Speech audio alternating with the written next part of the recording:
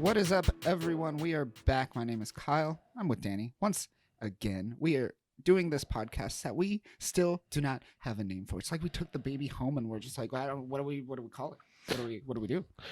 I'm saying let it name itself. Just give it time. Once time. it gets there, it'll come of age and it'll be like, I want to be called Fire Truck. And you're like, yeah, let's do that. Sure. Let's scar you. Why not? It's your life. You'll learn a valuable lesson. Definitely. But today we have a lot to talk about. We got news. We got WonderCon news. WonderCon just happened last weekend in Anaheim, California. I was there. I will talk about it. We also have some a little bit of tech news, a little bit more AI news on the agenda. But our main topic for the day is the one, the only Dungeons and Dragons. That's right. I'm not talking about the new movie that just came out. No, I didn't see it. I don't know. Maybe. I'll probably see it. I'll eventually see it. But we are talking about the 2000. Is it 2000? 2001? 2000. 2000 Dungeons and Dragons. Turn of the century. Dungeons and Dragons. To prep everyone, no one's prepping for this movie, and no one's watching this 2000 movie, but we're going to talk about it. We're going to talk about it because it's a thing. It's an ambitious movie by the director for how, bad it is. This dude got we'll talk about it in a little bit. It's a movie 20 years in the making, essentially. Yeah. Or no, 10 years. It was a decade in the making. All right. But before we start, let's get into our TikTok videos for the week. I think I found the new Strong Bad. Danny, you ready for this? The new Strong Bad. Here Oh we go. shit. Let's do it. Oh shit. Oh yeah. Yeah. Whoa. Oh my. This is impressive. This is definitely worthy of memedom, of meme Hall of Fame status. It's beautiful. That was great. Not too cringy. It put a smile on my face. No. There's the right amount of cringe, right amount of joy. It's a good balance. People don't get that. You gotta. It's a delicate line you have to walk. Yeah, walk that. You spill into the other side, and it's like. Yeah. You don't want to, wear a t-shirt and be a mood. No. Yeah. That's the line you don't want to cross. There's no coming back from that. Oh Jesus. Oh God, no. All right. Let's talk about movies we watched this week. Good, bad, and the ugly. Okay. I'll start it off with the good. And it actually isn't a movie this week. Most of my stuff are comics this week. Both of them are actually Spider-Man related. But my good for the week is Spider-Man Life Story. Have you seen this? Have you read this at all? Spider-Man Life Story? Came out 2019. Yeah. It is essentially. This is a current story arc. No, in 20 or was the story arc at that time? It started in 2019. It was only a 6-volume run, 6-issue run actually. It is Spider-Man. What if he essentially grew since he was created? So first volume's the 60s, first volume's the 70s, 80s, 90s. 2010. Wild. So it's really cool because he ages. Yeah. Everyone else ages except for Captain America. He doesn't age. Of course. But everyone else around him is aging, and it's cool kind of seeing these unique storylines kind of play out and how it changes things. Like for example, because the kind of symbiote story takes place during the Vietnam War era. What happens is Flash Thompson goes to Vietnam and essentially dies. Oh, what a weird twist. Okay. But that still follows the war for him, he goes to the war in that time frame and fighting Iraq. But because of that, Eddie Brock doesn't get it, and Kraven gets the symbiote initially. And it's crazy because it starts off with Secret Wars. Secret Wars is happening at this time. He's about 26, kind of like where he started Parker Industries, so he's already older. And yeah, so he gets the symbiote. It does the whole drives him mad. He gets rid of it, and Kraven gets the suit, which is interesting. Does he still have his Kraven powers? He still has his like hunter powers. Yeah. So it's that plus the symbiote. Oh my goodness, which is pretty cool. Oh my goodness, how deadly! It is awesome. We go through. I think the 70s is when Stacy dies, and then he finally gets with Mary Jane. The 80s during Secret Wars, he has kids. He's already like 30ish by then, so he has 2 kids with Mary Jane at the time. Okay. I'm trying to think. So 80s was Secret Wars. 90s was Clone Saga, which wasn't bad. It kind of mirrored it pretty well without it, I could just see though, like fucking 40-year-old like Peter Parker is just like, God damn it! Like I don't want to deal with this. A younger me or do the clones age the same too? The clone is the same age. Oh, so okay. So Ben Reilly's like 42. Yeah. All right. And essentially, the last arc ends with essentially, what is it? The Superior Spider-Man arc. Oh, hell yeah. So this is interesting. What happens is essentially it takes over Miles. So Doc Ock is Miles, and he kind of like is fighting Peter. And essentially, in spoilers, it's not really that much of a spoiler. It's about the journey, guys. It's about the journey. Essentially, he saves Miles from Doc Ock, but he goes down. It's like in space, so he has to like do a Captain America situation. I'm taking this ship down with me. Oh my! And he ponders his life in those last moments. And then like there's like a epilogue with Miles and Doc Ock where he's like pretty much dying. Kind of like it mirrors almost the ending of Superior Spider-Man, but with Miles, and it's almost shot for shot. It's pretty good. Pretty good. Okay. And it's only 6 issues, so it's not going to take up that much of your time at all. So what you're saying is Doc Ock was in blackface. Yes. Oh, okay. Marvel. Oh, no. Marvel, what are you doing? What are you doing? No. I thought you were better than this. No, dude, that whole build up and like actually progression of his age and his life and all his like events playing out based off of that, him and his juxtaposition of what age he is kind of cool. I like that. I like to see it when they actually play out the stories in real time in a practical sense, because you could stay immersed and be connected to the storyline because you're like, I'm invested. He's almost there. He's getting older. Where's it going? Where's this going to climax? Whereas now it's like, no, he'll keep coming back. Do you remember how Doc Ock was dying in Superior Spider-Man? I don't remember. No, I didn't finish Superior Spider-Man. Okay. I only jumped into it and was like, this is actually cool, but I'm still not enough into Spider-Man to like follow this as aggressively. Plus, I think we're dabbling in more of the X-Men at that time. Yeah. So it just was like one of those things where I don't have time for this. But it was good. I don't remember in the original, but in this one it makes sense because Doc Ock is like 80. He's just dying. He's not like he doesn't have a disease or his body's not giving up. He's an old man. He's going just out. an old man, and he's dying, and he's like, "Fuck this! I want to live. I want to live." Clarence, I want to live. My name is Peter. He's like 30s, 40s near the end, and he's fighting like old people. That's kind of funny. He's like, yeah, because Vulture was already old, kind of, and then there was Norman was pretty old. I mean, he was like a guy that like towards the end. Imagine if he's like old Willem Dafoe now. Norman's like geriatric in this. That's what it was. It was like old Willem Dafoe from the Spider-Verse movie or not the Spider-Verse movie, the No Way Home. In No Way Home, it's like actual. They tried to de-age him a bit, but you're like, yeah, Willem Dafoe's kind of old. Just throw it down with Tom Holland. There's an age gap. There is very much an age gap. I'm gonna have to read this though. This sounds phenomenal. It's great. Even if you don't like it, it's only 6 issues. Like I said, it'll take 10, 20 minutes of your time. If you're fast, if you're slow, 30.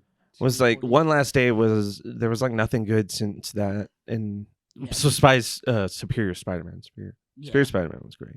Yeah, that's when I fell off. A lot of people fell off around that time when Quesada just pretty much nerfed that relationship, and we're just like, well, investment lost there. May Soul went to Mephisto, and everything was just like, I don't care about this. Isn't fun. Well, this is definitely not Spider-Man. I don't know what's going on. But yeah, really good, recommend it. Another good I will give for the week. I watched John Wick 4. John Wick 3 was whatever. John Wick 4 brought it kind of back. It was just cool. The story is still like it's one of those stories that worked in kind of the mystery where like, what is this world and what is happening in this weird assassin world, but as we get further and further we know more, and now I'm just asking more questions about the world. So the story is more or less what you get with the John Wick movie, but action, man, this is some of the craziest set pieces I've seen in action. Honestly, there's like a fight car battle. No joke. Like cars are like running into each other while people are fighting. And it's like what's the circle and the giant pier thing in Paris, you know, the biggest landmark. That's a giant roundabout with the arches. Oh, I know what you're talking It's about. But in like a famous location too, so it's like that as well. Awesome. It was pretty great. Fighting is like top notch. Like we talked about the raid last week. If you're looking for more of that, you're gonna get it here. okay, so was the concierge there though? The concierge, yeah. Was there also an in memoriam at the end of the movie? There was not. Oh, because that was so recent. Right? Oh yeah, it was. I think it was like pretty much being released as he died. Oh my god! Like the movie premiere and he died. Yeah. Yeah. It is weird. Lance Reddick does die in this, and very early on, and you're just like, ooh, bet you wish you kept him a little longer in this movie.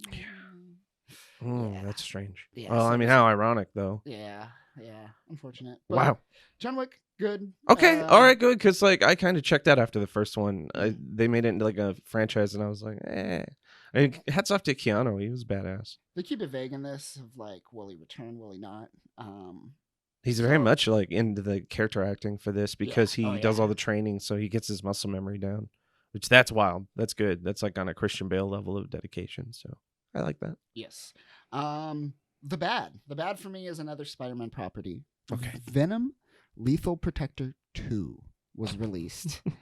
Boy, I don't know what's no. Lethal Protector 2, eh? So yeah, have you read Lethal Protector 1 back in the day, 90s? I never dived into it enough to actually like remember it, but I did dabble around in it. The symbiote family, that kind of the first Venom movie was loosely based off of with there was like the Venom dog, there was like the female Venom, and then there was like the two other Venoms that were like forgettable because they were like, I'm poison and I'm toxic and I'm acidity. It's just like,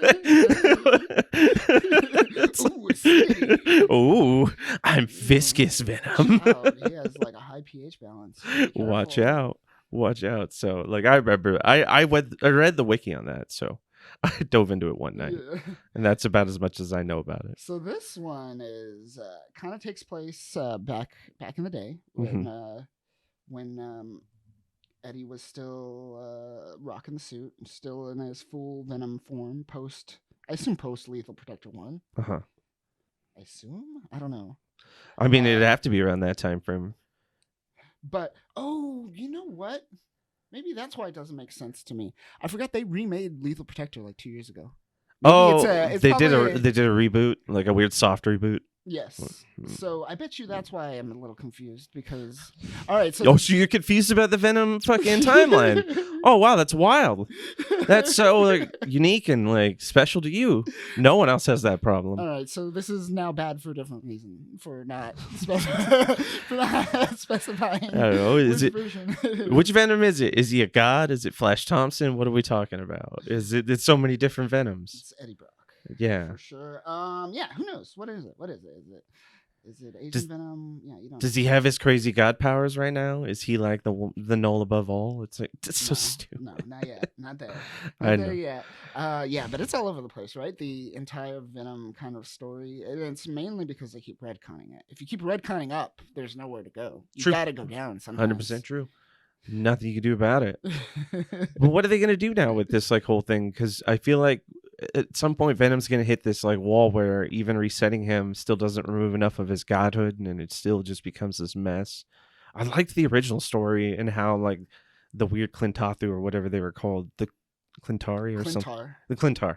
Yeah, those guys and how they kind of were a weird factor in the universe that was kind of organic enough and it felt good as like a answer to what Venom was and why and how it became. So I'm like, okay, that's cool. And then they just fucking opened up this whole can of worms. And ever since then, I can't care about Venom anymore. And the movies are bad. Movies are bad. The movies are bad. People love them, though. I don't get it. That's like one of those things where it's just all like, this is a bad $1 billion franchise. Yeah. Yeah. It's crazy. And they didn't. Do you think it was because they had that kind of like backdoor deal with Sony, especially with Spider-Man, that they started elevating Venom so aggressively? Do you think that's why he became this like kind of monolithic character of like fucking just like power and resonance in the Marvel universe because that like deal that they were working on with Sony and all that, they were like in backdoor deals. They're like, hey, you can get Spider-Man for another movie if you kick up Venom more because we got this Venom movie coming out. And they're like, fuck it, all right, we'll be Venom. God. Well, yeah, I think that's exactly right. Remember, like 2 years ago, when after No Way Home came out, and they were Yes. like, Sony and Marvel breaks up, they're no longer working together. Yeah, and then it they was- started working together. I Yes. think that was a part of the deal, was that they're going to integrate more of the Venomverse into the MCU. Oh my God. So it's that's why you oh. get freaking Eddie Brock at the end of Far From Home, dripping his black stuff, his black goo everywhere. Yeah, His and dirty black goo. yeah, and he's like, I'm gonna leave a little bit of this, and then I'm gone. Later, everybody. Peace. And then all of a sudden, you got fucking Batman showing up, going like, "Oh, what am I doing here? I guess Spider-Man did this." And then Jared Leto's like, "Cool, it's Morbin time." And then you're like, "I'm out, 100%, 100%. I'm not gonna watch any of these movies. I'm not gonna watch Craven. I don't even care if they bring back like Andrew Garfield. Like, fuck those Sony movies. They're so bad. It's bad. They're bad. I don't get it. And they're still pushing forward with that Craven movie where he's not even a hunter. He's like what is he? He's like a nature environmentalist. Oh yeah, he's like some eco-terrorist probably or something. Yeah. It's I came to this indigenous species or this indigenous tribe and I wanted to save them and they tried to eat me. I don't know what's going on. Spider-Man, let's fight. That's how that movie's gonna go. Lethal Protector 2. Don't read it. Okay. Don't read it. I don't control you, but you're here for a reason.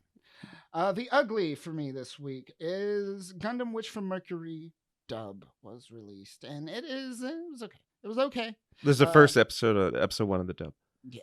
Okay. And it was pretty good. I just can't recommend dubs, so it's the ugly because it's good, and I know some of you out there watch dubs, so go check it out. But I don't recommend it. I'm back and forth. It depends on situational. I'm when it comes to 90s anime, I'm all for dubs. But lately with like simulcasts where they're just trying to get it out as fast as possible to release with simultaneously with the Japanese release. Yeah, it's not great. And a lot of even like fan subs like we used to have back in the day when we were pirating like crazy because we couldn't get anything here. Old fan subs. A lot of fan subs today are just ripping Netflix subs and Crunchyroll subs and just taking that and putting it on theirs. So it's not even a fan sub anymore. It's just a copy. And long gone are the days of the fan subs where they had like the intricate little side notes where they would explain like the mythology or the nuance that's in the Japanese culture that is relevant to what joke is being made here. Whereas you would be like, okay, what is the significance of this raccoon and its fatness? Why does it have big balls? Yeah, and then they drop down the side menu and you're like, oh, okay, thank you. Yeah. That's gone. We don't get that anymore. No We just get more. Netflix. No more culture notes. Those are so cool. And I am blown away though at how quick those simulcasts are coming out because you'd be like, "Hey, that's the Japan." Oh, and the dub is out. Normally, you gotta wait like it's gonna get licensed over here. They go through a process, and then like 2 years later, you get. Yeah. Now after the show, it's not even relevant. Like the license, once the Japanese is released, they already have distribution in place and all that, so it's kind of streamlined now. Completely different from back in the day of waiting 4 weeks to get one episode of something. Yeah, that's a minimum. Yeah. Good times. Times. All right, Danny, what is your watches for the week? So we went through and went through a lot of martial arts movies last week, and I rewatched the ones that I cared about the most. But I also went through my list of martial arts movies that I never downloaded, and I just cleaned it out. I just took all those bookmarks and deleted them, and just downloaded each one. Nice. And so after I was done, I went and did some like leisure watching on like some martial arts stuff, and I came across some like weird gems.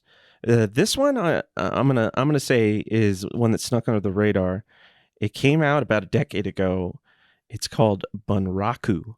Are you familiar with the concept? I've heard of the name of Bunraku. No, what's Bunraku? In Japan, it's traditional puppetry.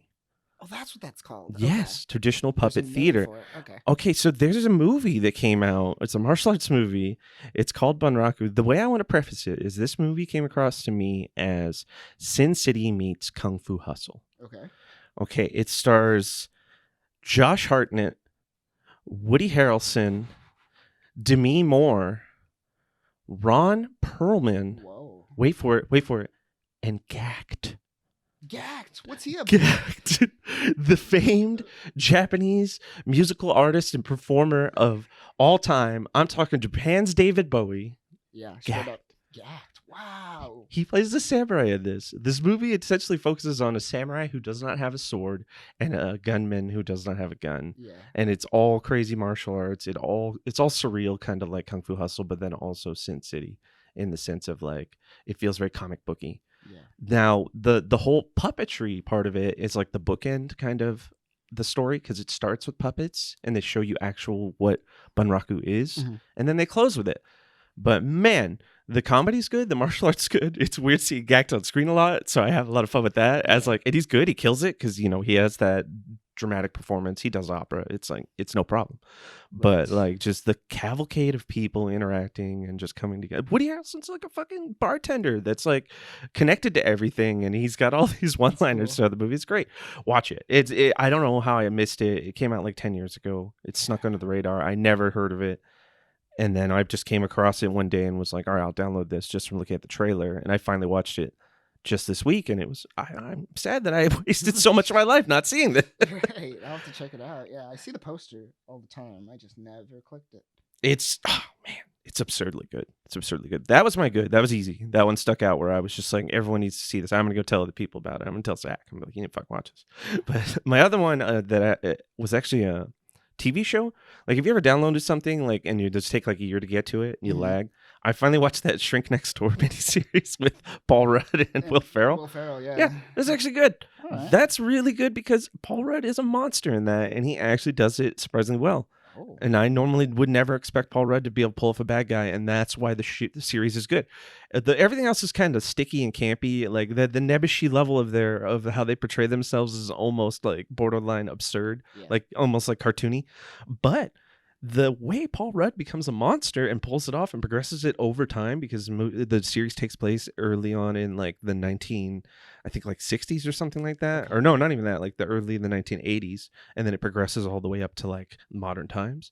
Okay. So like they show him like continuously get eviler and eviler and shittier. And I'm like, man, Paul Rudd makes a good villain. Interesting. And that's why it's a good series. I would say go watch it just for that alone. Yeah, I definitely like you. I just can't picture it, so I want to just see that experience. To see Paul Rudd try to be an asshole. Yeah, man. And my bad, I don't even have to talk about it too much. It's Lucky Hank. It's Bob Odenkirk's new TV show. Really? Yeah, I watched the first episode. So this is a problem I have with comedy dramas, like the dramedies. Like you mix the comedic actors with the drama actors, and they bounce off of each other, and the scenes where both of them are separate are completely notable, to the point where there's no cohesion amongst the acting. There's no camaraderie in like the storyline. It's too loose. So you're like, man, I'm watching two TV shows. Like, fuck this. I don't want to deal with this. Like, I'm not feeling any connection to the people who are drama actors, and the comedic actors are they're too good. They don't feel right in the scene. So that makes it all kind of strange. So like they'll have like these moments where you're like, these people do some dramatic, and then this dude from Reno 911 walks in and drops like this weird line and then leaves. Like, okay, like there are parts of this show that are funny, but it doesn't hold together. Takes place in a school? Yeah, he's like it's all very familiar to like a trope I'd felt before. There's something I had watched where it was very similar to this, and when I was watching it, I was like, oh, this is almost like ripping off that. Where he's like trying to get fired and he's a teacher, and I can't remember what it was, but I knew at that moment because I was like, oh, this is like that thing, but fuck, I forgot it now. First 4 episodes of Breaking Bad where he's still a teacher. No, that's with Bob Odenkirk. Yeah, it's if he was the teacher. No, but no, it's just it didn't work. It wasn't. Yeah, it would have been better as a full-on drama, or it would have been better as a comedy. So they needed to pick a lane. Yeah, they needed to pick a lane, and that's what made it bad. Yeah, because like there's just the characters who are the drama characters stick out so much, and they just feel weird in every scene. Yeah. And it's not anything it's unfortunate. I love Bob Odenkirk. Yeah. So. Bob Odenkirk he'll bounce back. And at this point, he's already got enough good shit. So I'm like, you know what? Whatever. He can fail. He can fail. But fucking Nobody was like one of the best movies of 2021. Yeah, that was my favorite, easily. So like, he still kills it when he has to. And he did Hot Ones also though this week, and that was really good. It. Yeah, I did see it pop up in my feed. I'll have to check it out. He's a champ. He's a Hot Wing champ. And then my Ugly. Oh, it's ugly. Oh, God. Okay. Breaker. Like I said, I watched a bunch of martial arts movies I wanted to get to, and this is Chuck Norris. This is Chuck Norris gem, and by gem I mean a piece of poop around a gem in the center. There is some quality to this movie, but not enough to warrant like watching. It's still overall a bad movie, but the ugly part, it's gritty. There's so rough around the edges. The acting is so campy. The setting, the set pieces, everything is just, it feels so like Porky's done lazily. Like it's a lazy Porky's. And it's sad because the martial arts is good. The martial arts is like Chuck Norris like delivers good martial arts. It's a movie from the 70s, so it's an older piece. The director really hadn't done anything except like weird fucking trucker martial arts movies, and if that's a fucking genre, he's the one niching for it. Like, I don't know. It seemed like that's all his movies were, with just different people. Like, Chuck Norris was the best one he had gotten at that point, right. And I think he had another one. It's young Chuck Norris. His hair is, like, golden, like the sun. Doesn't have the beard. No, and yeah, it's all super weird. But his martial arts is spot on, so he's very spry. And at the end, he has a showdown with one of the, like, local law enforcement, because this is all over, like, trying to find his brother who wanted to truck through the town of, stop me if you've heard this, the town of Texas, California. So fucking ridiculous. Oh man, so he's having this showdown with this guy in an actual corral. They fight in a corral, and the music they play going up to it is like a gunslinger kind of like build up. And so like that was really cool, but the rest of the movie is so hideous and just ugly and not like enjoyable in a way where these other parts would have fit better if it would have been a little more tame. Yeah, because like the hickness and like the level of like fucking rule just crazy that they put into these people was a bit too much. Like the judge was like fucking like made the guy from oh gosh, what was that Dan Aykroyd movie where he was Nothing But Trouble, right? Nothing But Trouble with like Chevy Chase. Is that Nothing But Trouble? Sounds like it. Yeah, but he made him look like tame, and I was like, what the fuck? He like looking like a normal judge. I was like, oh, this is too much. But the fights were good. It's worth like checking out on a lark, or like if everyone's just hanging out on 420 or something. What's up with the background? But yeah, that was an ugly movie, and I still can't find that song that they fought to, and I'm gonna keep trying. Interesting. Okay. Yeah, it's my white whale right now. I'm like, I need to find this song. This is a good build up. Let me know if you find it. Yeah. We'll keep it posted. It's an ongoing event. We'll keep you up to date on this story. No, and I'm about to kill myself. All right, let's move on to the news for the week. Let's see. Big news. I have access to Bard, which is the Google competitor to Bing's OpenAI option. They both don't give me porn options, so they're the same in my book. They can't give me my damn. They're dead option. To me. I'm looking for this and this and this, and they're just all like, "No, we can't search for that. That's bad." We don't understand what you're asking. I can't do that for you, David. No, I'm not David. It's unfortunate. Yeah. So Bard's still happening. AI is still taking over the world. That's all my AI news for the week. Let's move on to the breaking news just released within the hour. You a Scott Pilgrim fan, Danny? Oh, yeah, I enjoy Scott Pilgrim. The comic and the movie were pretty good. Yeah, so Edgar Wright and Brian Lee O'Malley are producing on Netflix an anime of Scott Pilgrim featuring the entire cast as the voice actors. Wow. Everyone's back. Even Schwartzman? Nice. Even Schwartzman, yeah. Chris Evans? Chris Evans. Oh, Chris Evans. Yeah. Good for him. I'm glad he's still doing shit. Even all right. Brandon Routh, too. He's in it. Okay, cool. Yeah. Was it which was Rory or was it Kieran? It was Kieran. Yeah. It was Kieran. It's one of the Culkins. They all aged into each other. I was like, how do you guys all look like heroin addicts? According to Variety, Scott Pilgrim Netflix anime series reunites films cast from Michael Cera to Chris Evans. Yeah, looks like. Weird. And another thing. They got them all. One thing I loved about you ever play the old PS3 Scott Pilgrim video game? Oh, yeah, the Brawler. That was a great game. That was phenomenal. Such a great game. And what I loved about that most is Anamanaguchi did the soundtrack. It was all chip tune stuff, and it was great. Anamanaguchi is doing the soundtrack for this series. So that's actually cool. That means it'll all feel really like aesthetically on point. Yes, exactly. Okay. That's good. But I wonder if they're It's going to good news. change because it is an anime, so it's Mhm. going to be drawn, but it's already has a visual look. So are they going to change it to a more anime You said look? Netflix is doing it? Netflix. So their animation studio will probably put their kind of spin on it. If they already have a series that is something that's within range of what Scott Pilgrim is, they'll probably use that art style. Like, is there something that they produce that's already like fucking Adventure Time or Steven Universe or something like I can't that? think of anything like on that level of artwork. Now that I do Yeah, I mean, like if it looks like Castlevania, that'd be great. Yeah, right? I don't Castlevania, know, Scott but Pilgrim. yeah, it's all super art drawn. Or they had that. Didn't they release that like Witcher animated movie? The anime one. That one was pretty good. That looked like Castlevania too, though, as well. Yeah, So so I'm excited for this. I don't think we have a release date or anything yet, but everyone's down. It looks like everyone's on board, and it sounds great. Sounds awesome. all I right, I like am that. on board. I am All right, totally in for it. All right, let's talk about WonderCon. This week in Anaheim, WonderCon comic book convention mm-hmm. happened. Good con overall. I Nice. was expecting a lot more John Wick cosplayers because the movie came out. That would make Not sense. as many. Seen a decent amount of Last of Us cosplayers. Um, what else happened?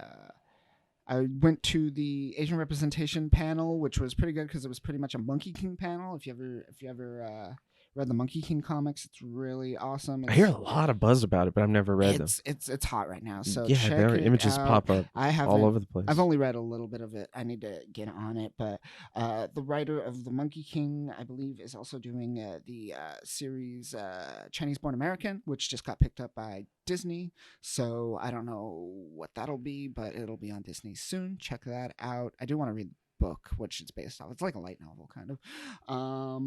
But that was pretty cool. We also saw Film Threat was there. Oh, cool. Yeah, Chris Gore was there talking about his stuff, doing his thing. Also, New Rejects was there, the other YouTube channel that talks about Marvel shit. They're doing their same thing. A lot of panels these days are just fans talking about what we're essentially talking about now, instead of like professionals talking about it, which is interesting. The change in direction of just like going to a panel and hearing people talk more or less about the same Marvel news over and over again. Some formats it works depending on the level of like, I guess you could say the level of impact that that kind of group has, or depending on like if they cross over as like not only being fans but almost being like a part of that entertainment in genre in itself.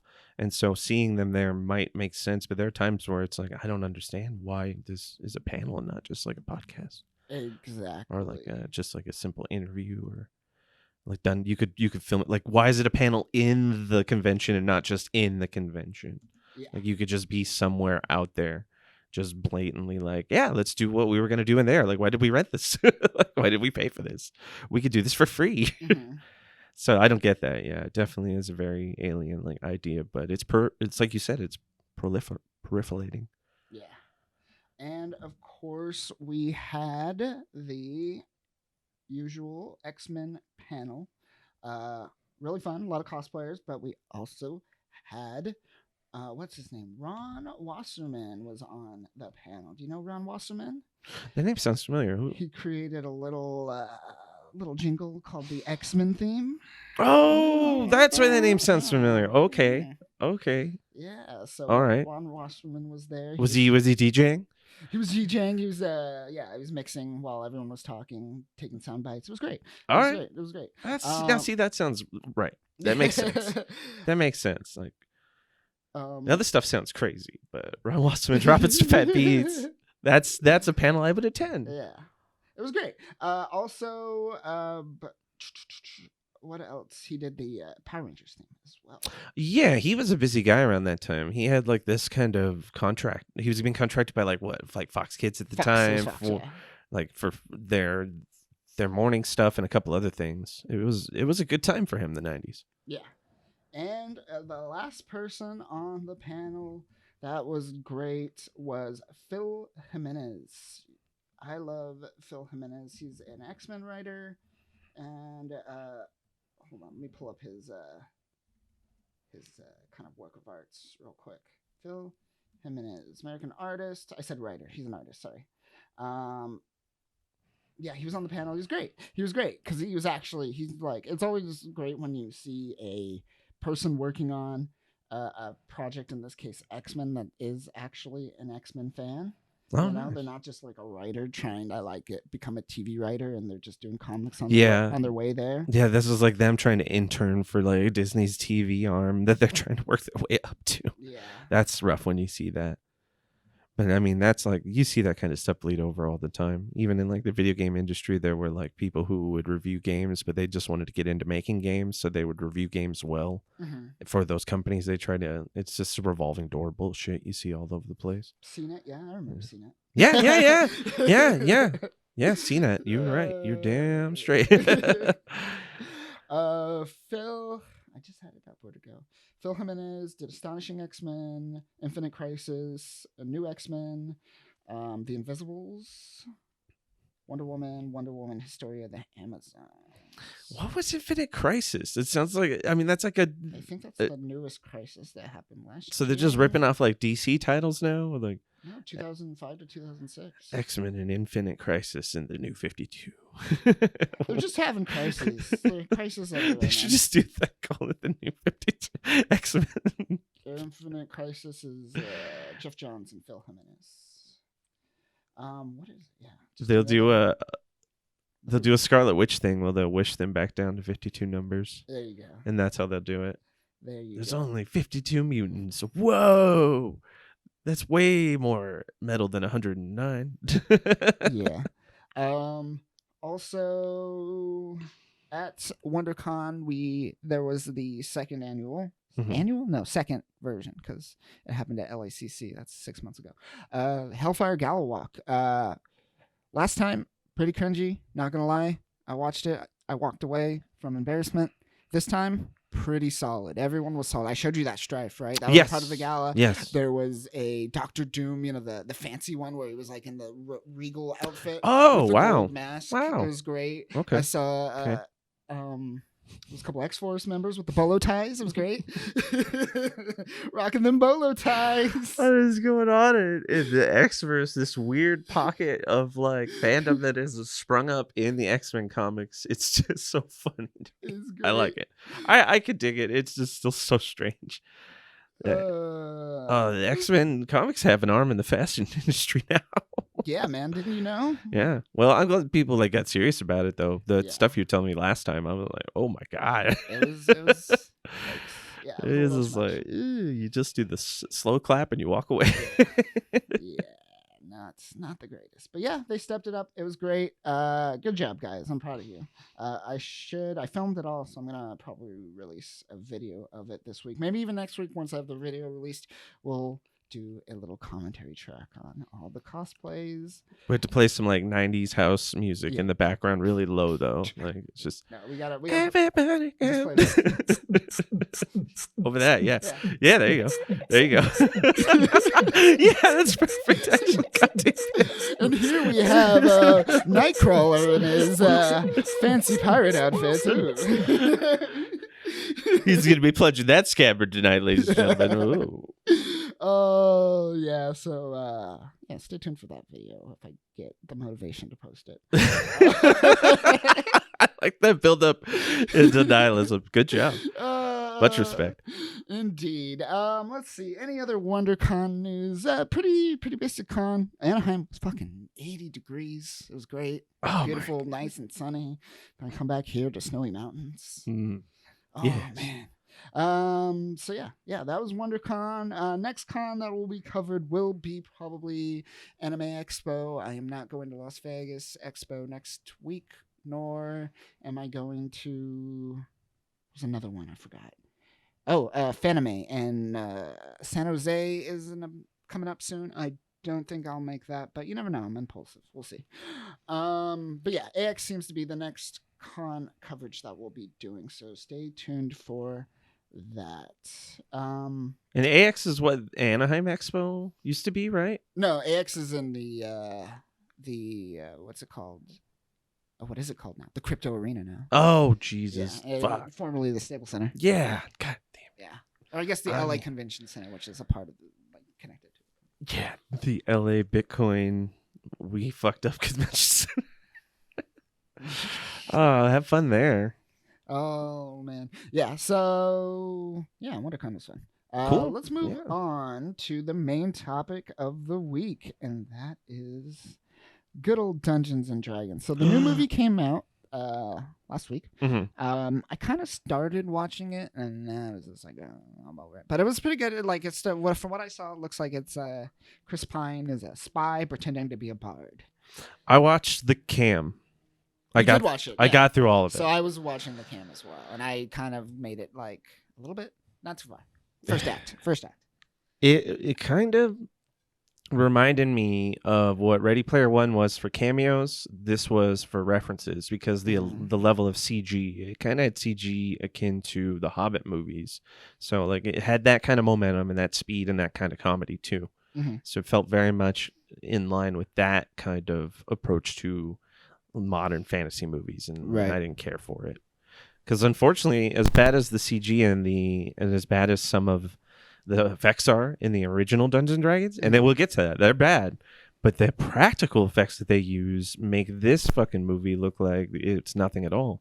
Like it's literally that Gandalf in like a green screen all the time. You're just like, oh, they're on a green screen beach, they're in a green screen forest, they're in a green screen room. Why are they in a green screen room? Why they don't have actual fucking rooms that they could film this movie in? Like what the hell? No, man. And then okay, so 20 years ago we had Lord of the Rings. The hobbits, they're halflings essentially. They're little people. We've gotten the trick photography down to doing that. But for some reason, this movie, they decided we're just going to CG a guy tinier, and it's going to look really weird. It's super awkward. Yeah, because that's the thing about the original Lord of the Rings. They literally did like foreshortening. So someone was closer to the camera, someone was further away from the camera. They weren't looking at each other in the eyes. They were doing tricks with the camera, not CG effects, actual practical effects to show a size and scale. Gandalf would be on a bucket seat, and Frodo would be on a seat that has a lower recess. So, like when he sits down, they would throw it off like that. It was a unique technique that they could do with a bunch of things. Like there were so many ways to do it. This movie was just like, nah, tiny. We'll just make them tiny. Tiny. Wow, that's interesting. I kind of want to watch it just to see the uncanny valley of it all. Yeah, it's interesting. So any like, what about? Because that's why I wanted to do this with you. Is that I can't get the Dungeons and Dragons references, but I feel you can. Was it up to par in terms of a adaptation? Okay, so in contrast to the first Dungeons and Dragons movie that came out, they didn't fully have like the license from Wizards of the Coast at the time, and that's a whole messy thing we'll get into. Mm-hmm. But like the references were very minuscule and like only a few, whereas in this movie, that's what it was all about. It was like, hey, we're gonna go up to Neverwinter and find some people that I used to know when I was a kid back in Baldur's Gate, and I was just like, man, this movie's like, speaking of video game titles. It's just like clickbait articles. Well, in a script. It's just like, oh, I know that thing with the thing, and it, yeah, and it's like if they would have went lighter on that, it wouldn't have felt so much of like a member berry or like a cameo nod. That's why I say it started to feel like Ready Player One, because they were just like, how many things can we throw in from the D&D mythos that you're going to recognize? It's probably how the Mario movie's going to function. They kind of went a little lighter on it on the Sonic movie, and that's what made those movies kind of unique. Yeah. Is when they were just like separate from the Sonic shit, and you were just like, oh, this is kind of interesting. All right, I see what they're going for here. Whereas this, they leaned into it, where they were just like, we're going to go from one bit of like D&D like fandom to another and another and another, and it felt like more like it could have been like an interactive movie, which I would have enjoyed more, and you'll understand later when I show off my surprise movie. It's gonna be one of those things where you're like, this is like a 3D experience, like a ride, the Disneyland ride. That's what this shit is. It's like one of those Disneyland rides, but somehow got turned into a movie, which happens a lot lately. I mean, obviously the production value is a little bit higher, but those practical effects on the first one just make it just noticeably different. Right. That is unfortunate. I'll probably get through it eventually and give my 2 cents, but it felt like that from the first act I was watching, where it's going to be okay, but it's going to not provide that sense of adventure that you're probably looking for. It'll be like it'll be like I don't want to say the Marvel effect, but it'll be like an action-packed journey with some banter that's kind of a flat plane. This is the weirdest cast too. It's the weirdest cast. Right? Like that cast makes no sense. Like Hugh Grant is a strange character that is not Jeremy Irons. Like Jeremy Irons could carry a movie, Hugh Grant cannot. So making him the villain was kind of strange, and the other villain was so forgettable that it's like you don't even care. Like it's just something where you're completely over it by the time he's dead, and you're like, who gives a shit? And then Michelle Rodriguez is there, and you're like, why are you doing this, Michelle? You could do such better movies. Don't stoop to this level. I know you need money, but I know you need money, but it's wild. It's wild. And I think that like her and what Chris Pine have as like chemistry is not even remotely like palpable in any way, shape, or form. Right. So you get through the whole movie not really caring about any of the characters and their connections, because everyone doesn't seem to have like real time like understanding of like what's going on. Like there'd be a moment where Chris Pine's daughter's like, I don't trust you, but I do trust like Michelle Rodriguez, and then Michelle Rodriguez will repeat the same thing Chris Pine said, and she'll be like, I'm just gonna ignore that you said that. I'm like, what the fuck is happening? Are these people even acting in the same room? I know everything's CG. Are they like just superimposed? They're not even in the same room together. So that whole movie overall, even watching it in low quality cam, which wasn't the lowest of quality, but it was lower quality enough to notice. And like people would laugh in the movie theaters in the awkward like moments. So like, you know, when they like superimpose like this is a weird, like in Red Letter Media when you're watching it and they're like, we're gonna put a laugh track over this scene to make you feel how weird it is. Yeah. When people in the audience in the cam would laugh at these awkward moments, it made it so surreal, and I just was like, ooh, this is cringe. Oh boy. So yeah, that's definitely it almost feels like it's made for like super young kids that aren't even into Dungeons and Dragons yet or know about it well enough to be like kids that know about D&D but don't know about the lore. But this movie's all about lore references, so like that's like the inside jokes aren't going to land with them at all. But they're going to be like, oh, cool, like lights moving around on the screen and there's a fucking bear monster fighting things. It's definitely a confusing movie. But not as confusing as the first one when you break it down to overall what happened and how it got there. Right. Okay. So yeah, don't see this then. Yeah, I would watch it on like download it, watch it on demand when it comes out, but do not see it in the movie theater. No. I mean, unless you've got like super young children you want to, you know, just infantilize for like an hour and 40 minutes. Right. Yeah, distracted. It's like an expensive set of keys that you're dangling. Ooh, shiny. Yeah. All right, so Dungeons and Dragons, the new one, not so great. Yeah. Let's get down on the 2000 Dungeons and Dragons. Now, this movie was, I want to point out, 1 year later, Lord of the Rings was released. Yep. To give you an idea. Yes. Of like quality from one to the other, whether it's the CGI acting, etc. There's such a big contrast in quality, and you can see it. Same studios too, New Line. And it's unfortunate too because I feel like this is the cusp of like the start of what was like going to be the newer quality of filmmaking that started from this point forward. Even though nothing really replicated Lord of the Rings again, there were still some things later in the 2000s that had that kind of prestige where you're like, if you were a D&D property, you'd actually be pretty good. But this kind of movie suffered from what I call the Dragonheart high watermark. It's like they had that level of quality. They were as good as a Dragonheart movie, which is not a bad movie. It's like it holds up still, but it's definitely no Lord of the Rings. It's got none of that quality tied to it. And this movie suffered from a lot of problems because of it having to shift its production. It remained in development hell for almost a decade. At one point, it was going to come out in the 80s, and then they shifted gears and they turned it into that cartoon that was prevalent. That cartoon success is the reason why the movie didn't get made until so late down the line. And that was because management had changed into a more toy and like manufacturing aspect for it was like TSR was the company at the time, and then Wizards of the Coast bought it. Wizards of the Coast bought it, and the problem is during the TSR era, the lady who was in charge, she was having final cut and final say on what the movie was, and they butted heads with people like Francis Ford Coppola was originally tapped. He got dropped. Then there was James James Cameron. I heard that. Yeah, and she completely like discredited him right off the bat. She said, "What have you done with knowledge?" And this is like during Terminator 2 times. So it's like this bitch is crazy. So when then Wizards of the Coast picked it up, they still let them make the movie because the director was pushing so hard. Because at this point, the director who was tapped was like Courtney Solomon. Uh-huh. Yeah, he was, and this was going to be his first movie. Fucking fresh off the boat. And last, I think. Yeah, no, well, he went on to make other movies. Like he made the sequel. He directed the sequel. The sequel, yeah. Yeah, which that's even wild in itself. But fuck, we'll get to that. But like, so this sat around and it was not getting any headway, and there wasn't anything happening. So he was like, I'm just going to push it forward a more independent route. And then Wizards of the Coast was like, no, this is going to make our brand look bad. Like, we'll allow you to use the Dungeons and Dragons name, and we'll work with you in production. But they still couldn't use the original, or they couldn't use the original mythology that they had planned. So they had to loosely base it off of like the Mysteria setting. So like it's nothing in this movie is from the Dungeons and Dragons canon. Like none of the spells, none of the settings. There is a beholder, there is dragons, there's dungeons, there's like imps and mephits and things like that. So there's creatures, but those are almost like ubiquitous to mythology.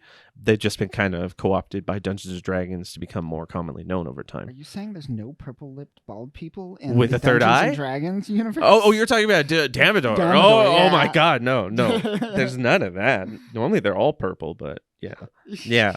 This movie was like really leaning on like, and it shows its age because the Mysteria setting was the normal D&D setting in the original Dungeons and Dragons going back to the 80s. So like that would have been like, you know how in the newer ones they talk about Neverwinter and shit like that. Like those settings, Faerun is what that setting is in.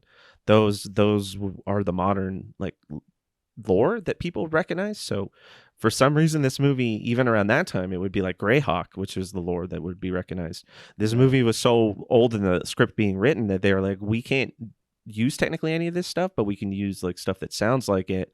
And we're not even going to remotely change it to the modern time stuff because they're not going to give us the rights to it. Like Wizards of the Coast was like, you can't use any of this, that, the other thing. And they're like, well, fuck. Now we're making a movie that's like in the shell of a D&D world. Like it's just the outer perimeter, just the tip. We're going to give you just the tip of D&D. TTT. Yeah. And it was strange because then it finally did get made and it came out and it was good in a competent sense of like, okay, you guys get D&D. Like the people who made this movie and wrote and were part of it, they get the tropes. Like they get all the themes and the etchings and they get a little bit of it. I mean, they fuck it up at some parts where they put him in a dungeon and they hold all the other people out. And he's like, you have to do this dungeon solo. And I'm like, no way would that ever fucking happen. The other people would be pissed and be like, why do I have to wait? Like, I want to play the game. So like there's some writing issues, but overall like some of the set work is good. There are a few costume issues that are kind of fucked up, but the practical effects are good when they're good. And then when they're like kind of low budget, they still they hold off if they're in the background and out of sight, like blurred by action. But the CG is terrible. It's like the first step into CG, and it's like what I call like there are moments where the movie turns into like Mortal Kombat Annihilation. You could see the green screen, like you could see it. You could see the production crew behind it. You could see everything. Oh, the dragons were so bad. They were the worst. If you cut out the dragons, and like this is what I was thinking about it. It's two movies. If you cut out the scenes with the heroes and you keep the scenes with the princess and Jeremy Irons, who kills the movie or kills it in the movie, doesn't kill him, he saves it. He makes the movie redeemable in my opinion, just his lines alone, his fucking scenes, his moments. He chooses the scenery and fucking makes the movie enjoyable and you get captivated. So if you take all his scenes and you cut it together, you remove all the CG, it's like probably a decent movie. It's like, probably great. They probably like where like people are like, remember that dope ass Jeremy Irons like fucking Dungeons and Dragons flick? It's like, yeah. Instead of like, remember that weird Dungeons and Dragons movie that Jeremy Irons was dope in? That was great. Yeah. So and it was an interesting cast. Like some people like Damodar, as weird as he looked, he fucking killed it. He fucking was like always just like, oh, I'm like scaring you. I look like I'm gonna just like fucking punch someone at any moment because I'm just never happy. And then at one point he's like, I've got a fucking parasite in my brain, and so now I'm gonna spend the rest of the movie like looking like I have constipation. Yeah, you're gonna see my shit face. Yeah, I'm gonna make my shit face in this movie, but I'm still gonna make it scary because I'm gonna be like, it's like a shit face on a crazy person. Yeah. Where like, I need to shit, but I can't. I'll murder someone. So like that kind of character acting is dope because in the new movie you just get these kind of like Star Wars Disney style kind of Marvel one-liner quips that kind of carry the giggles on to the next cameo. This, it's like characters have to have a dialogue, and he's when Demedar's like parasite comes out and goes into the fucking sorceress or the mage girl's ears to literally suck her knowledge out, was like such an alien kind of thing, like a very penetrating alien kind of scene where you're like, whoa, this is for like PG-13. This is kind of intense. It's a little rapey.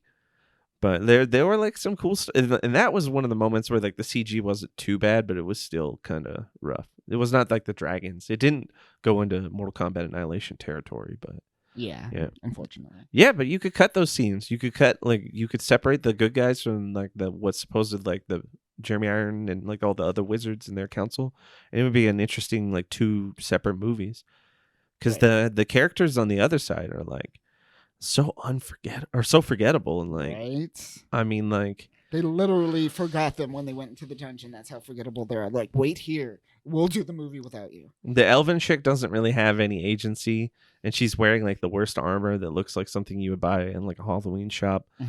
The Marlon Wayans' character is like doing the weirdest like channeling of like fucking Chris Tucker in Fifth Element, just screaming constantly. Yeah, and he had those weird ears on his hat. What was that about? I don't know. I always wondered, why did they make his hat look like he had ears that were bigger than they should be? Is it because he was into the elven girl and they wanted them both to look like they had funny ears? I guess. Why was his name Snails? It's like snails. What does snails mean? Yeah, what was the origin of like him trying to actually be like a snail? Like, was he like slow? Is that just him being mean? And he added the S because he was like, oh, you know what? This got more of a street sound to it. I sound cool. I'm Snails, bro. What do you want? I got 2 in the 210, 220. What are we talking here? It's I don't know. That character could have been cut. Fucking replacement Jimmy Olsen, that's who I recognize him from because I watched Lois and Clark. Yeah, I watched that for some stupid reason because when I was a kid, I was like, "Oh, fucking Superman! Yeah, I'll check it out." And so I kept watching it, and it was by the time when Smallville came on, I realized I can't keep doing these like just because it's Superman fucking drama shows. Yeah, I'm done with this. Even though I still watch like 2 seasons of Smallville. What the fuck? What's wrong with me? But yeah, like, so that was like fucking, that dude is such a forgettable actor. Like I don't think he went on to do anything like of relevance or importance after that. Right. So like at that point I was just like, okay, well, there's only really Jeremy Irons, and then what was it? I think it was like Thor Birch. The queen chick girl. Fucking Thor Birch. And then the snooty wizard chick. Yeah, and then there was a guy who was like from Doctor Who, mate. Was like a dwarf that saved someone because he was like he's an elven. He was like an elven guy. Oh no, the dwarf guy was like Lee Erneberg or something like that. He was like in like the Pirates movies, and he was like a recurring roles like a bookie on Seinfeld. Like he was good. The dwarf guy was good. Lee Erneberg is good. I like him as an actor. He was pretty funny. Erneberg, yeah, he was good as the dwarf, and like he fit, but they apparently there was a bunch of deleted scenes they cut of his that were really well like done, where he throws down and goes like a berserker rage.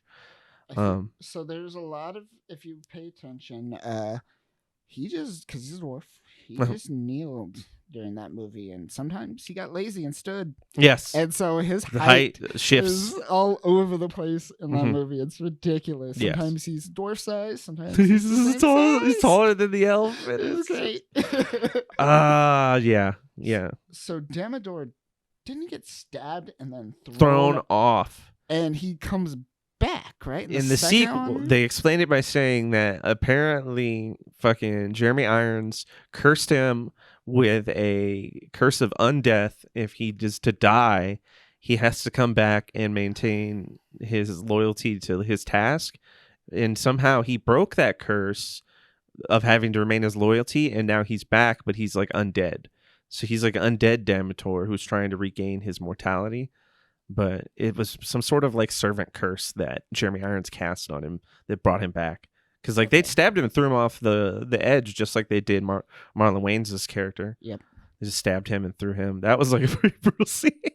So- Just ragdoll fall, and then Damodar from the top of the fucking tower just. Oh man! And then that weird ending where they were like, "Okay, here's the fucking dragon's eye. We're gonna sacrifice it to bring back Marlon Wayans snails. They're gonna bring him back." So that's what happened. But then they teleport instead of bringing it back right there where his corpse is.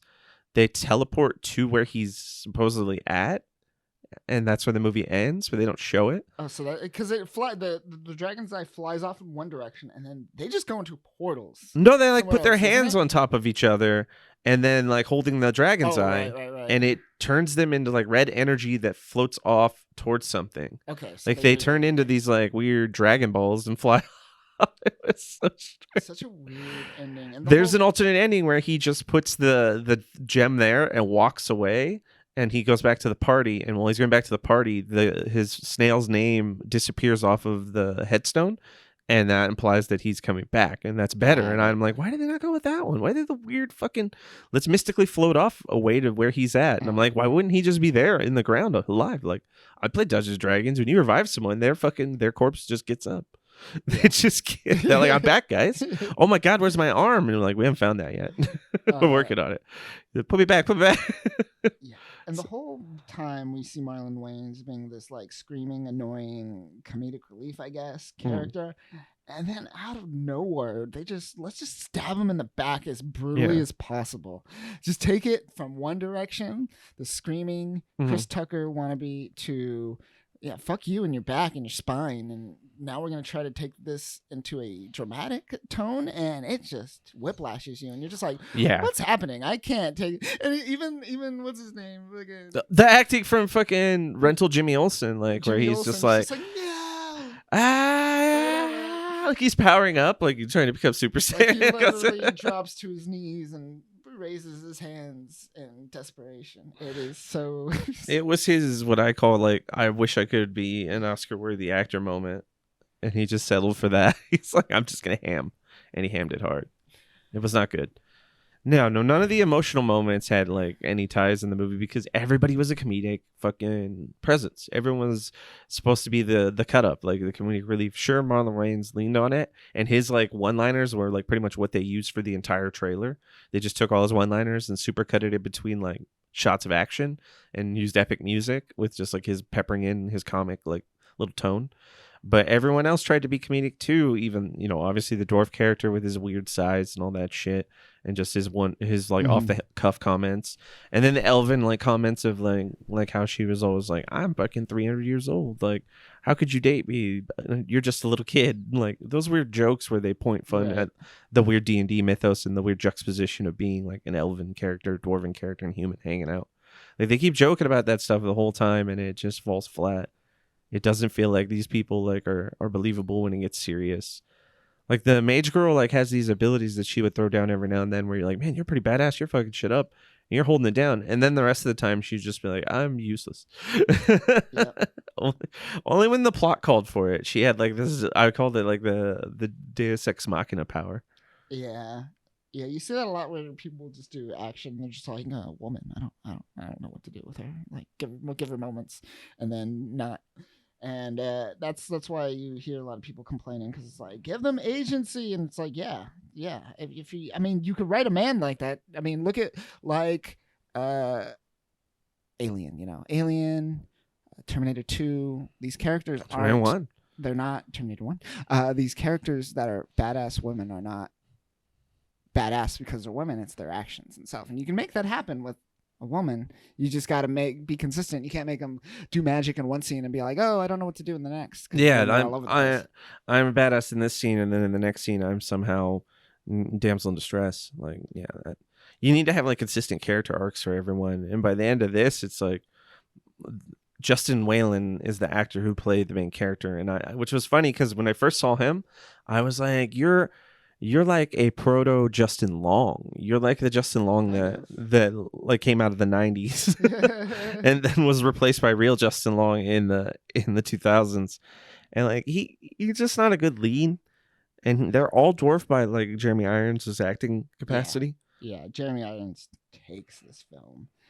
And then the princess went on to be that chick where you could see her boobs in American Beauty. She did that before this, actually. Really? Yeah. Oh, wow. She was already like the hottest thing. People were saying this movie was going to blow up because she was in it. Oh, shit. I didn't even know that. I thought she did American Beauty later. I thought it was like 2003. And then she talked a lot of shit about Dungeons and Dragons fans during the promotion of this film. A lot of people did. Jeremy Irons only did this movie because he bought a castle and he like needed to pay for it. I was going to bring that up. It's a famous line that he's always said. Yeah, it's always quoted is that he said, "What do you mean? I just like bought a castle. Of course I did this movie. Of course it's about the money. Like, what are you fucking talking about? You know how expensive a castle is?" Which is great because he's the best thing about this film. Yeah, he's so great in this. Yeah, he knows exactly what film he's in. Yeah, and he's chewing it. He took this what would be overall just a bad film and made it a satisfactory film. Like exactly, it's like the practical effects are good enough in most places where you like it. The CG's terrible, so it takes you out of it. Jeremy Irons is great, but then the other actors really aren't, except for the ones that tend to be around him. Like when everyone's around him, they kind of absorb his greatness a little bit and like step it up. Like Damodar's best lines are when he's with Jeremy Irons when they're like acting off of each other. And it's sad because like he's the one they brought back in the second one and the only one because it takes place 100 years in the future. So it's like wild. It's like, okay, they're dealing with the descendants of everybody, even though they don't directly explain that. They kind of say it in the background. It's like a thing where they're like, okay, this is all dealing with like the remnants of the people from the first movie in ancestry form and Damodar directly because he's the only actor we could get. So he's going to be the main crux of the story, which he's still good in that movie. And like, and that movie actually has the rights to everything because it's Wizards of the Coast is all in on it. Right. And it was made as a special made for TV movie for Sci-Fi Channel. That's where I saw it. It was originally came out on the Sci-Fi. And this was like the time when I was actually full into D&D because technically like I had picked up D&D info over the years as like pop culture references. So like I would hear like D&D reference through other things and I kind of knew about it. When 2000 hit, I went and saw the 2000 D&D movie theater in with like some of my like younger childhood friends at the time. Right. We saw the we mostly clowned on it, but there were like some moments where I was like, this is actually not too bad. Like Jeremy Irons, I was actually, even as a kid, this is my first exposure to him. I was just like, this guy is like fucking like just killing it. This one was like bringing the heat. Oh, and then there was also the Dungeons and Dragons TV series. Don't forget about the Dungeons and Dragons TV series. I never watched that, though. I never watched it either. Yeah, that was before my time, and that just didn't bring me into it like this one did. This one made me interested, where I was like, okay. And it was about 2 or 3 years later that I'd actually played Dungeons and Dragons proper for the first time. And that's when I started to actually get into it. So when the sequel movie came out and the sequel movie had all these actual references from the books at the time, the current locations and all that, I was like, oh, that's actually kind of fun. Like little like fan nods, but they were light on it. Like it was there in the background. It wasn't so in your face as the current movie was. Right. But I mean, that movie was good. But before that though, Kyle, I have a surprise for you. All right. I have a movie that I bought and picked up from Best Buy as I started getting into Dungeons & Dragons. I was like, oh shit, there's a D&D movie at Best Buy, and it is an interactive adventure movie called Scourge of Worlds, a Dungeons & Dragons adventure. Scourge of Worlds, a Dungeons and Dragons adventure.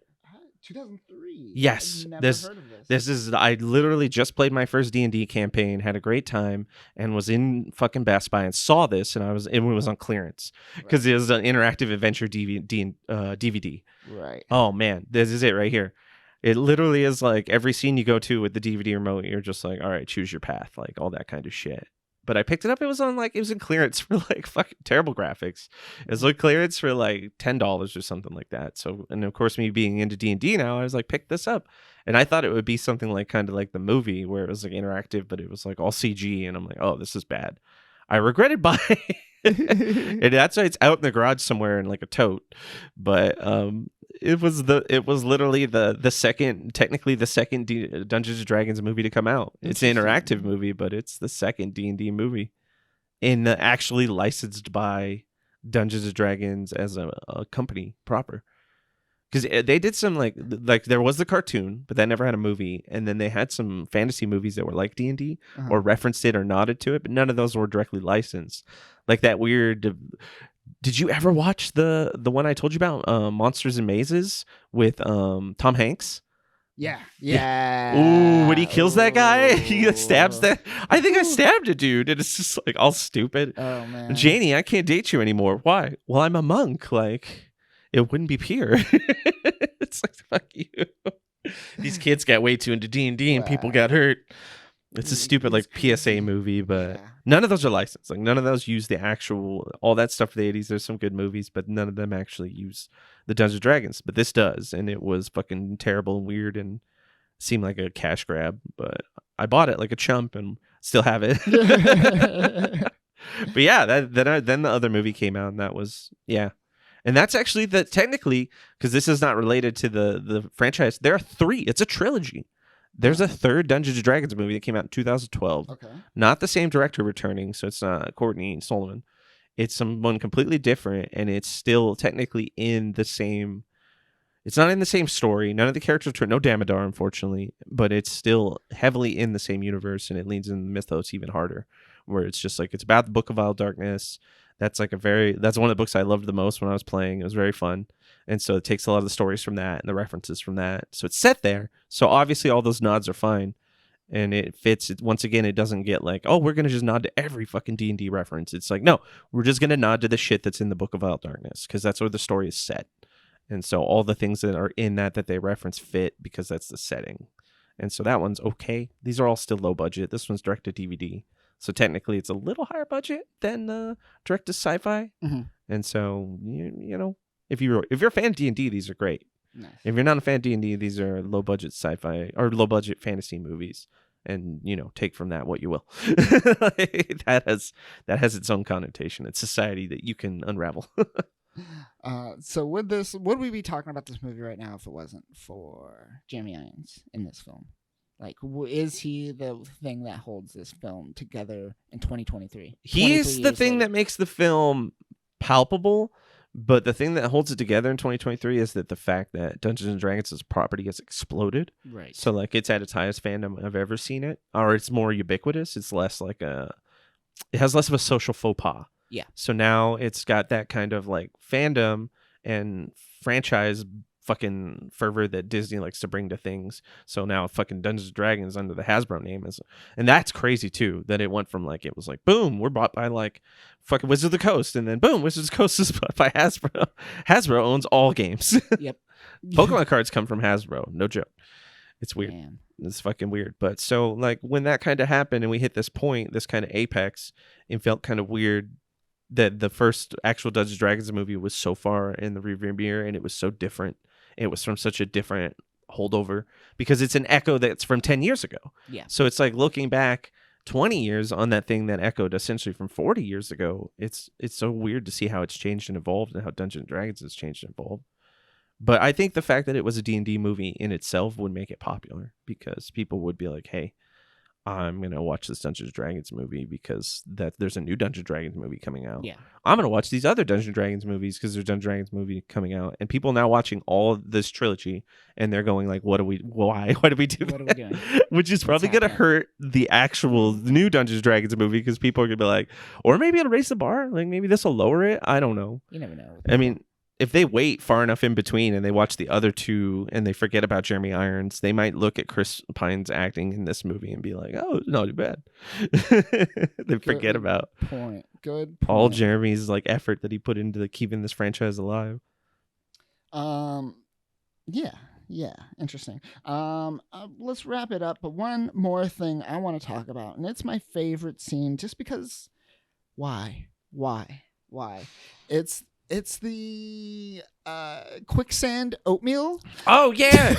Yeah, I meant spell. to bring that up. I'm glad you mentioned that. I Yeah. was gonna say something that I spaced on it. Yeah, the quicksand oatmeal. That was so bizarre, but at the same time, it was kind of unique and because it's practical. So it wasn't like ugly CGI for its time. It was oatmeal. It was like weird oatmeal. It wasn't like quicksand. Yeah, it was a rug at first, and then they quick cut away, and then they cut back, and when he touched it, it turned into fucking literally like some sort of oatmeal, cream of wheat, viscous kind of thing. It really does look like, or not viscous, but pasty. So I wonder if they just made a pit of oatmeal and just had someone paint the top. Yeah, paint it to look like the rug because it had the shape of the rug on it and the outline, the colors, and like how they just kind of spread apart into muck, this white muck. That was such a weird scene. It was so bizarre. It was so weird. I just, that's probably the most memorable thing for me, honestly, is that quicksand scene. The guy who did all the set design for the traps and stuff, he was the guy who did the design for Raiders of the Lost Ark. He's the same guy, Raiders of the Lost Ark guy. What's his name? Famous. Yeah. I can't think of his name right now. Lorenzo Lamos. No, I'm just Yes, kidding. of course, Lorenzo. It's always Lorenzo Lamos. No, but yeah, that guy. That's why, like, the dungeon parts and when he does like the trials and things like that stuff, those practical effects are good. Those practical effects are generally fucking good. Like, I really liked them, and it took me into the movie. But there were bad CG and like bad acting choices that took you out.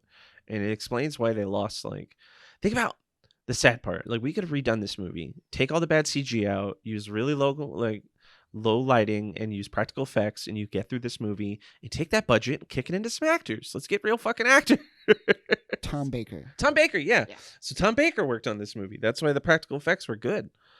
Like, when they kicked, and they shot on scene in like what, Prague or something like that. One of those places. It was in somewhere in Europe. I forget. 'Cause Yeah. they even filmed in like a cathedral that's all made of bones that was never filmed in before. Correct. Yeah, they use like a lot of those on set locations those location settings to actually get the immersion going. Whereas once again, the new one, it's like you're nowhere. It's all just blue. Yeah. It's all just a blue room with a blue wall and a blue house Yeah, it's unfortunate. with a blue car. Unfortunate, but that oatmeal just sticks in my brain. Yeah, that shit's good. All right, let's wrap it up. Dungeons and Dragons. What have we learned today? Has Dungeons and Dragons taught you anything? The movies, not the game. The movies have taught me that if you have a strong enough IP, you can survive almost anything. You really could, right? Yeah. Which is bad news for Star Wars because I just want it to die.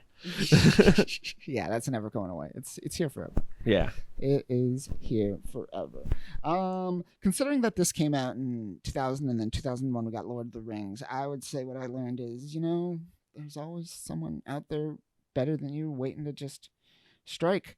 It's kind of like when you watch Age of Ultron and you're like, well, how is he supposed to make all these characters fit? And then you watch Infinity War and the Russo brothers did it and you're like, well, the Russo brothers figured it out. Shit, fuck. Yeah, it wasn't difficult at all. Yeah, who would have thought? That's what I think with this. It's like, yeah, it was pretty good for the time. I like Dragonheart. This was good. It was kind of on the same level. And then Lord of the Rings come out and you're like, oh no, there is another level to it. Academy Award winning Lord of the Rings comes out. And then shit changes forever. Forever. Yeah, so interesting. I would still say go check out 2000 Dungeons and Dragons, even though it's campy. Some people would say it's not worth the cheesiness and the terribleness, but I still say go check it out. One time watch at least. At least once, yeah. Yeah, check it out. All right, that'll do it for us this week. Be sure to check out freespeech.com, Instagram Free Speech, and Twitter, which I've never posted on, but I think it exists. Who knows? Right. But Did you pay for your check mark? No, I didn't pay for my check mark. Oh, there you go. There you go. Then no one's going to care then. You're right. I need that check mark, people. I need that check mark. Check it out. Be on the lookout for more podcasts and that Hellfire Gala video if I get motivated to do it. That should be out soon. But that'll do it for us this week, folks. Go watch some movies, read some comics, and learn something. Don't just consume. No, that's a bad sign off. I'll figure it out. We'll get there. We'll get there, folks. We'll polish it up. We'll polish it up. Thanks for listening, everyone. If you love this podcast, we have a lot more content over at freespeechgeek.com. We have upcoming convention coverage, news about your favorite weeb shit. We also do in-depth takes like, are some fans more religious than Christians, Jews, and Muslims? Spoiler alert, yes, some of you crazy people are. All that and more over at freespeechgeek.com. Go check it out, you psychopaths.